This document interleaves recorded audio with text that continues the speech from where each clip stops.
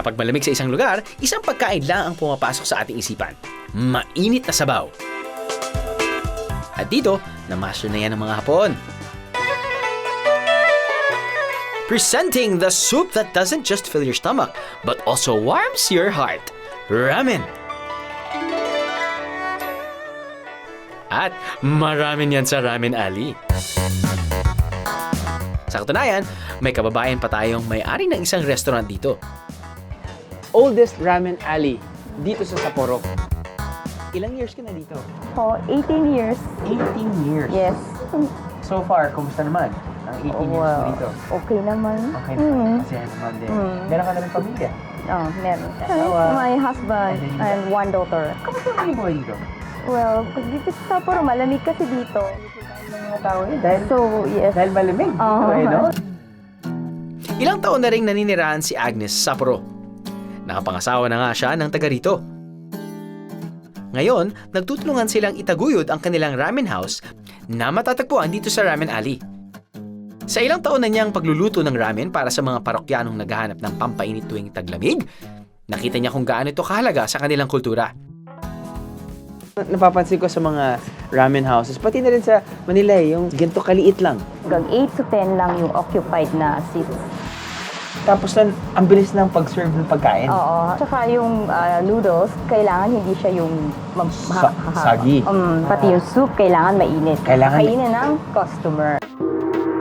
1910 nang unang nagbukas ang kauna-unahang ramen house sa Tokyo.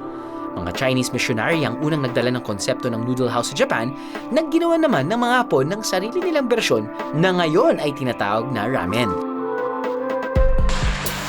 Sa Sapporo, sikat ang miso ramen kung saan ang miso na gawa sa soybeans ay hinahalo sa manok o baboy. Sa inyo, ano yung, bakit binabalik-balikan yung ramen nyo? Siguro yung lasa niya. Yung broth. Oh, yes. At saka, or adjusting the soup, the taste of the soup. Isang sining ang pagluluto ng ramen, kung saan dapat tamang kombinasyon ng broth o sabaw at ng noodles para makuha ang tamang sarap nito. Kahit mahaba ang pila sa mga ramen house dito, tinitiis ito ng mga tao. Sulit naman kasi talaga mga biyero. Is there like a particular way of eating ramen? First muna ang soup. Yun talaga yun. Yes, Perfect. main. Yun yung main talaga. Yes. You make the soup like what? How many days? Oh. Matagal kasi Tagal yung yung- ano niya eh, yung pag ano niya yung soup.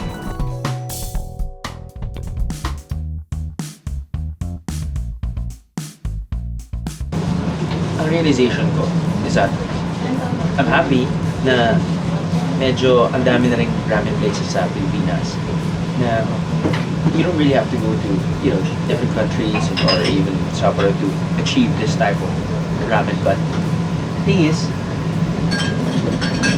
bagay na bagay kasi sa weather ng Sapporo na sobrang lamig. Tapos kakain ka ng napakasarap na ramen katulad dito.